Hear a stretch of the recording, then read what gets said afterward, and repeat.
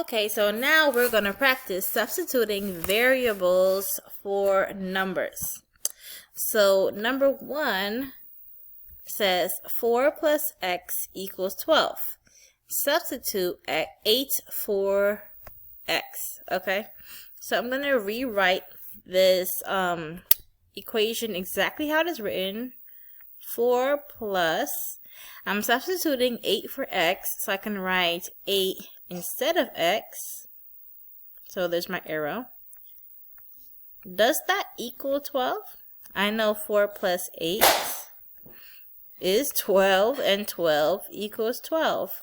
So my equation is true when I substitute 8 for x. Now let's look at number 2.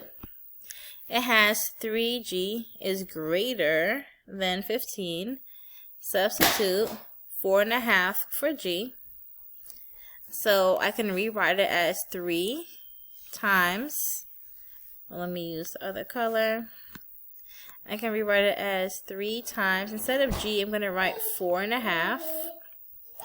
And I want to see if that is greater than 15. I want to see if that is greater than 15. So with my calculator that I just pulled up, I'm going to type 3 times 4.5. I know 4.5 is the same thing. And that answer ended up being 13.5. Is that greater than 15? No. That is a big ol' false. That is not true. Like Baby Zion saying in the background, no.